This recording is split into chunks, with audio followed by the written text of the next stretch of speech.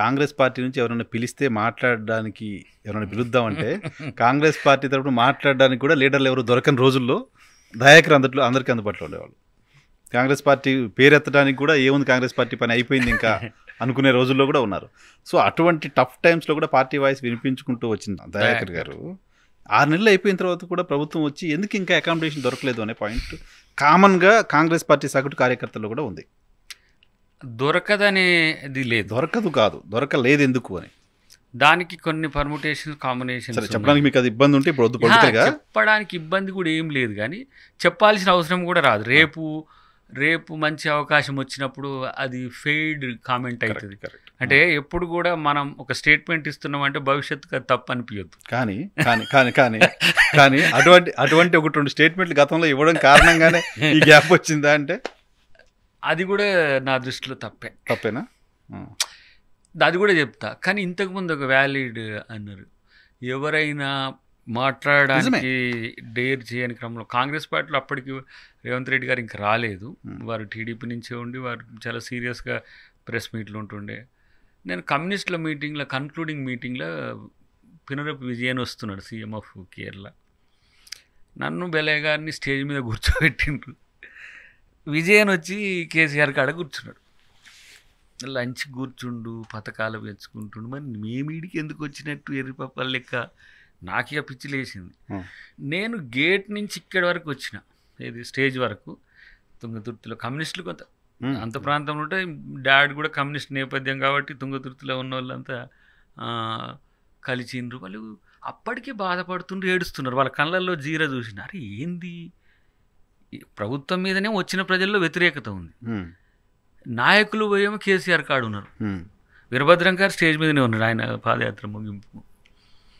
నేను ఎవరితో పెద్ద ఆయనతో అన్న, మమ్మల్ని ఎందుకు పిలిచింది ఇంటే, మేము సీరియస్ యాంటై కేసీఆర్ కాదు, ప్రభుత్వం చేస్తున్న విధానాలు చాలా ఘోరంగా ఉన్నాయి కాబట్టి మమ్మల్ని ఇట్లా ఇబ్బంది అయిద్దని ఆ రోజు ఒక 5 minutes సీరియస్ స్పీచ్ ఉంటుంది.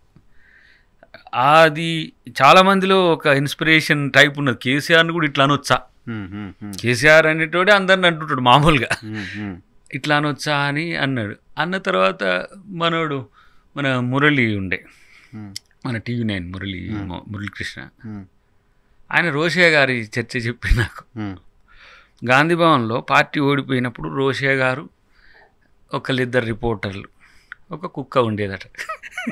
అంతే కదా, 94 నుంచి 2009 వరకు, 99 తర్వాత కూడా చాలా రోజులు అలా.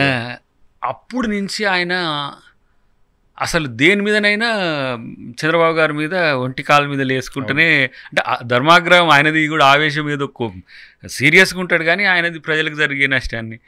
రోషయ్య గారు అట్లా ఉండేది, దయాకర్ అట్లా ఉంటున్నావు, అట్లనే ఉండాలి అని అంటుండే. మాట్లాడుతుంటే అఫ్కోర్స్ జనం నుంచి కూడా వ్యతిరేకత రాకపోయేది.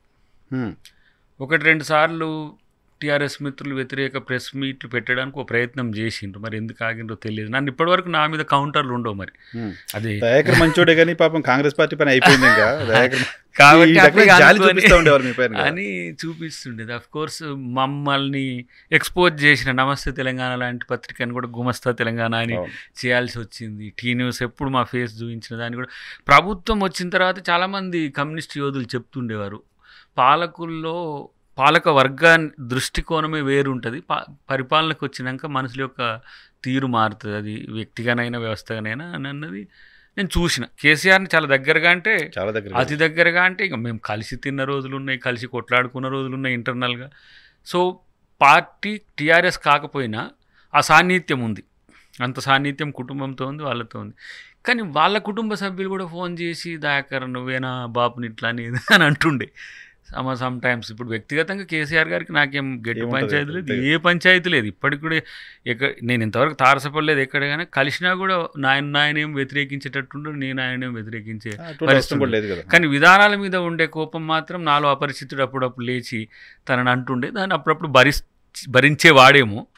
బట్ నేను అంతలా మాట్లాడుతున్న క్రమంలో రేవంత్ గారు జాయిన్ అయిన తర్వాత చాలా రిస్క్ తప్పింది నాకు. ఇక మిగతా ఫోకస్ అటు డైవర్ట్ అయిపోయింది. అంటే ఇప్పుడు యుద్ధం చేయాలంటే ఆయం జాలాలి కదా. ఇప్పుడు మా డాడీకి వెనకటికి తుపాకీ, తెలంగాణ సాయుధ పోరాటంలో తుపాకీ ఏమనిపోతే మా డాడీ రివర్టర్ లెక్క బక్కగా ఉండేట. ఇప్పుడు ఫోర్స్ ఇటు పోతే మళ్ళీ వెనకకి ఇట్లా వస్తుంది వస్తుంది కదా. మరి అంత గుండె ఉండాలనేది అదే.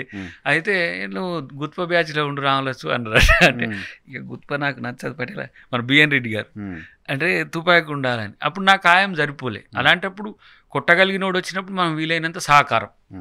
తను మిగతా అంశాల్లో పర్ఫెక్షన్ ఉన్నప్పుడు, తర్వాత తను ఎమ్మెల్యేగా ఉన్నాడు, కొంత పోరాడిండు కేసీఆర్ అనే ఉద్దేశంతో ఇక మేము కొంచెం తగ్గినాం. కానీ పోరాడే విషయంలో ఇప్పటికీ నాకు అధికారంలో లేకపోయినా ఇప్పుడు పోరాటం లేదు నాది.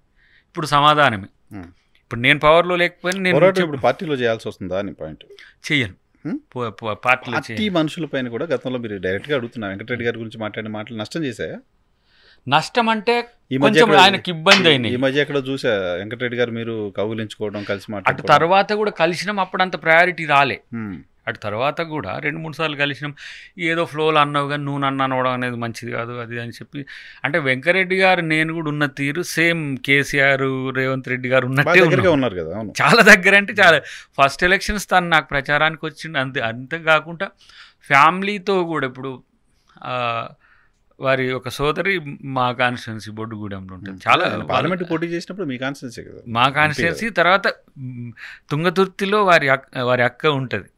ఇక మొన్న ఎక్కడో అంటే ఒక 2-3 నెలల క్రితం కలిసి ఇక అన్నది, నువ్వు అన్నని ఇట్లా అనొచ్చు అది అని. అంటే ఇక ఇన్నిసార్లు చెప్పి ఏం చేయమంటే అది చేస్తా అక్క అని చెప్పి అట్లా కూడా. అంటే తప్పు జరిగిపోయినప్పుడు దాన్ని మనం రిజైండర్ ఇచ్చుకోవడం. మిగతా దానికి దయాకర్ ఎప్పుడన్నా ఎక్కడన్నా సారీ చెప్పిండా లేదు.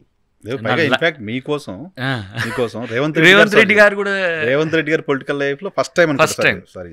సో నన్ను ప్రొటెక్ట్ చేయడానికి అనే దానికంటే మిస్టేక్ జరిగింది అనేది. ఇంకోటి ఏంటంటే వారు ఆ రోజు మాట్లాడమని చెప్పిండ్రు కానీ లైన్ ఏం నాకు చెప్తారా. ఇప్పుడు నేను అక్కడ కంటెస్టెడ్ ఎమ్మెల్యే, అది భువనగిరి పార్లమెంట్ కిందకి వస్తుంది. వస్తూ క్రమంలోనే నన్ను చూసిండు, దయాకర్ మాట్లాడిండా అన్నాడు అని. అంటే సరిగా జానారెడ్డి గారు మాట్లాడిపోయినారు, పెద్దలందరూ మాట్లాడినంటే ఒక్క నిమిషం జస్ట్ ఇంట్రడ్యూస్ అవుతాడు అన్నట్టుగా అన్నాడు, అంతే ఆయన. ఇక నాకేమో ఇక కొంచెం ఆ మోడీని కలిసి నిర్మలా సీతారామన్ కలిసి నాకు కొంత ఇబ్బంది అయినాయి.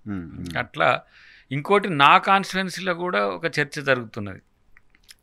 అప్పుడు రాజగోపాల్ రెడ్డి గారు పోవడం వల్ల, రాజగోపాల్ రెడ్డి గారు ఎక్కువ కనెక్టింగ్ భువనగిరికి. ముందు ఉద్యమంలో, తర్వాత గ్రామాలతో సంబంధాలు ఉండేది రాజగోపాల్ రెడ్డి గారికి. సో ఆయన పోవడం వల్ల నా క్యాడర్ కూడా సమస్య వచ్చింది. నా క్యాడర్లో దామోదర్ రెడ్డి గారిది ఇది 50-50 ఉంటే, దామోదర్ రెడ్డి గారి క్యాడర్ ఎటు పోరు.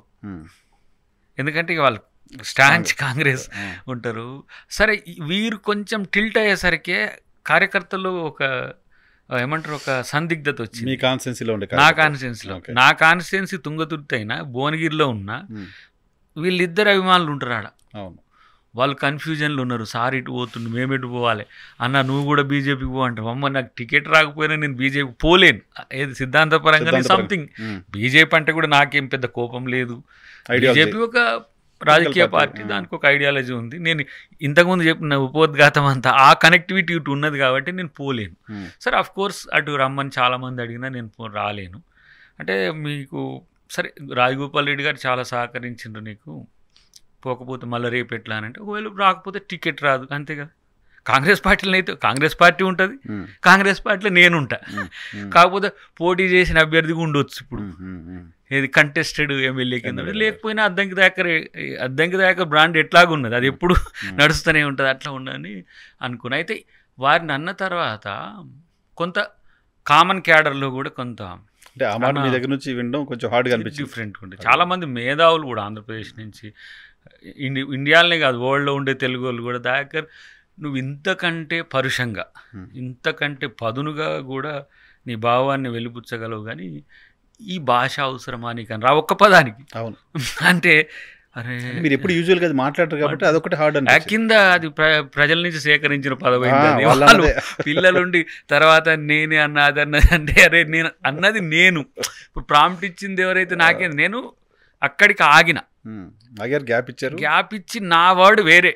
అవును కానీ వాళ్ళు అంటున్న దాన్ని నేను సేకరించి తీసుకున్నట్టే పొలిటికల్ మీటింగ్స్ లో జనరల్గా మూమెంట్ అయిపోతుంది. అదొకటి. అది ఎప్పుడు నేను కూడా ఎవరికి సారీ చెప్పే పరిస్థితి ఉండదు. తర్వాత ఆయన పెద్దన్న లాంటి వాడు, ఫ్యామిలీ కనెక్టివిటీ నిజంగా చెప్పాలంటే కోర్స్ వాళ్ళు రెడ్డి కావచ్చు, నేను దళిత్ కావచ్చు, కానీ ఏ రోజు నన్ను వేరుగా చూడలే. నేను దామన్నతో ఉన్నా, మా దామోదర్ రెడ్డి గారితో ఉన్నా, లేదంటే రేవంత్ రెడ్డి గారితో ఉన్నా కూడా ఏదో మా దయాకర్ మాతో ఉండాల్సింది అటు పోయింది అని ఫీల్ అయ్యేటోళ్ళు తప్పితే ఏ రోజు ఏందా మాకా ఎందుకు రాలేవు అనేటోళ్ళు కాదు.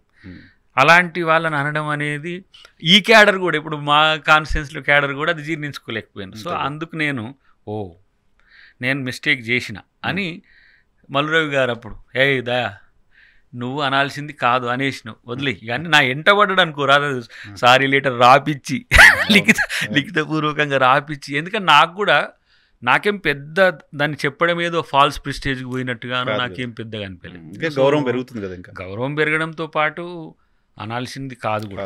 ఫస్ట్ టైం నేను కూడా రేవంత్ రెడ్డి గారు నా కొరకు చెప్పినట్టు నా జీవితంలో కూడా నేను ఫస్ట్ టైం చెప్పిన తర్వాత తను ఫీల్ అయింది నాకు తెలుసు. సో కలవడానికి ప్రయత్నం చేసి గద్దరన్న అరే పోదాంపా నువ్వు ఎట్లా అంటావురా నువ్వు తీసుకుపోయి నేను మాట్లాడతాపా అని ఉండే అన్న వద్దు కొంచెం పెద్ద ఆయన ఫీల్ అవుతున్నాడు అంటే సర్లే మేము కూడా ఎందుకంటే ఎంకరెడ్డి గారిని నేనే గద్దర్ గారికి అడిగి తీసుకుపోయి ఎంపీ ఎలక్షన్స్ ముందు అక్కడ కూడా చేసింది కాబట్టి నువ్వు అనాల్సింది కాదు కానీ అయిపోయింది కానీ పోదాంపా అని అంటే ఇట్లా చాలామంది అన్నా కూడా ఆయన ఇప్పుడు మళ్ళీ న్యాచురల్గా ఉంటుంది. బెర్త్ దొరుకుతుందా? బెర్త్ అనే దానికంటే నా ఇప్పుడు బేస్ చూసుకోవాల్సిన అవసరం ఉంది. అంటే మీన్స్ ఇప్పుడు నేను ఏ పొజిషన్కు యాప్ట్ అవుతా అనే దాన్ని బట్టి సమయాన్ని చూసిస్తాడు. రేవంత్ గారు అన్న మాట ఏంటి మీతోటి? రేవంత్ ఇప్పుడు ఇంత జరుగుతుంటే కూడా దయాకర్ చాలా కూల్గా ప్రశాంతంగా నాకేం కాలేదు నేను బాగానే ఉన్నాను నేను అనుకుంటున్నా. 1 year బ్యాక్ చర్చ జరిగింది నా సీటు మీద, నా కెరీర్ మీద, ఎలక్షన్స్ కంటే ముందు. నా బాధ్యత నువ్వు తీసుకో, పార్టీ కొరకు నేను కొట్లాడతా సైనికుడిగా అంతే. అది వారికి నాకు మధ్యన అనుకున్నది ఇప్పుడు చెప్పవచ్చు, అప్పుడు చెప్పలేము. నేను కొట్లాడతా, మీకేం కావాలనేది మీరు అడగాల్సిన అవసరం లేదు. నేను చెప్పినా కూడా తర్వాత మొన్న కలిసినప్పుడు కూడా నా బలాలేందో బలహీనతలేందో, నాకున్న అవరోధాలేందో నష్టాలేందో అది నాకంటే ఎక్కువ మీకు తెలిసినట్టుగా నాకు తెలియదు. నేను ఇవ్వలేదని నేనేమి ఎప్పుడు కూడా అంటే చాలామంది నువ్వు బాగా నటిస్తున్నావు దయాకర్ అంటే కూడా సరే మంచిది, నటనలో కూడా నేను ఇప్పుడు ఈ సినిమాలో దాంట్లో కూడా నేను చెప్పిన అది 1 year బ్యాక్ చర్చ జరిగినప్పుడు నేను కంప్లైంట్ అన్నారుగా ఇంత అప్పుడే అన్నాడు, ఇది 3 సీనియర్లు నిన్ను వ్యతిరేకిస్తే గెలుపు అనేది సమస్య అయితే నువ్వు ఆలోచించుకో, ఇఫ్ నీకు టికెట్ కావాలంటే కొట్లాడదాం చేద్దాం తెచ్చి ఇవ్వగలను, అవసరమైతే నేను కొంత సహకరించగలను, కానీ 3తో సఖ్యత పెంచుకుంటే నువ్వు మంచిది అని అన్నా. నేనెందుకంటే నాది అప్పుడు కూడా ఏం లేదు, ఎస్సీ కాన్స్టిట్యున్సీలో వాళ్ళని కొంచెం స్వేచ్ఛగా ఉండనియాలి. నేను పోటీ చేసి ఓడిపోయిన దగ్గర కూడా నేను పోవడానికి విజిటర్ అయితే ఎంత చాండాలంగా ఉంటుంది. దట్టు నేను ఒక ఆత్మగౌరవ పోరాటాల నుంచి వచ్చిన ఒక ఉద్యమ నేపథ్యం నుంచి వచ్చిన కొంత ఈ ట్రెడిషనల్ పొలిటికల్ మనుషుల నుంచి నాకు కొంత తేడా ఉంటుంది. But of course I'm updated Dalit. ఈ కాలపు దళితుడు దయాకర్ అంటే చాలా మందికి దయాకర్ అంటే ఎస్సీ అని తెలియదు. దయాకర్ జనరల్గానే ఉంటాడు. ఎస్సీగా బతకడం బంద్ అయ్యే దాదాపు నేను అనుకుంటే 15 సంవత్సరాలు అయింది. అందుకని మా పిల్లలకి ఏం రిజర్వేషన్ వాడను నేను, మా ఇద్దరు ఆడపిల్లలకి రిజర్వేషన్ వాడను. ఎందుకంటే ఎవరైతే సమాజంలో కొంత వెసులుబాటు ఉన్న వాళ్ళు వదిలేయాలి. రిజర్వేషన్ అసలు వాటిలలో ఏంటిది ఎంపీటీసీ జెడ్పీటీసీ ఎమ్మెల్యే ఎంపీలు కూడా వదిలేయాలి. జనరల్లో కొట్లాడే సత్తా ఉండి డబ్బు ఉంటే అది ఇంకొక పేద ఎస్సీకి వస్తుంది. ఇప్పుడు ఒకరే విద్య ఉద్యోగ ఉపాధి రాజకీయ వాడుకుంటే నేను అందుకనే నేను వాడుకున్న మా ఆవిడ ట్రైబు, సో ఆమె ఆమె ఉద్యోగం చేస్తుంది, నేను రిజర్వేషన్లు ఇక మా పిల్లలు కూడా రిజర్వేషన్లు పెడితే వాళ్ళు రిజర్వేషన్ బతికే అవుతుంది. సో వాళ్ళు జనరల్గా బతకగలరు. ఇప్పుడు మా పెద్ద పాప హాయిగా అది యుఎస్లో తన సొంత తెలివితో పోయింది. మేము కూడా పెద్దగా ఏం ప్రమోషన్ లేదు ఏం లేదు, యుఎస్కి పోతున్నాడు డాడీ అంటే ఏదో ఫ్లైట్ టికెట్లు పెట్టడం తప్పితే మనం చేసేది ఏం లేదు. సో వాళ్ళని ఆ స్థాయికి ఎదిగించాలని ఒక జనరల్ అప్డేటెడ్ దళిత్ నేను. సో కొంతమందికి దయాకర్ దళితుడు కాబట్టి ఇతర కులాలను అణిచివేస్తున్నాయి, తొక్కేస్తున్నాయి, ఇవన్నీ ఏం కాదు. రాజకీయాల్లో పోటీ వచ్చినప్పుడే అణిచివేత ఉంటుంది. దయాకర్ ఎవరైనా అణిచివేస్తారు, ఎవరైనా దళితులు చేయలేరా, బీసీలో బీసీలు దయాకర్కి అన్యాయం జరుగుతుందని ఎవరు అనుకోవాల్సిన అవసరమే లేదు. దయాకర్ అన్యాయం, దయాకర్ కెరీర్ రేవంత్ రెడ్డి గారికి ఇచ్చేసారు ఏడాది క్రితం. అది ఇప్పటికి రేవంత్ అన్న చేతిలో ఉన్నది, అది ఆయన ఇష్టానుసారంగా జరుగుతుంది అంతే.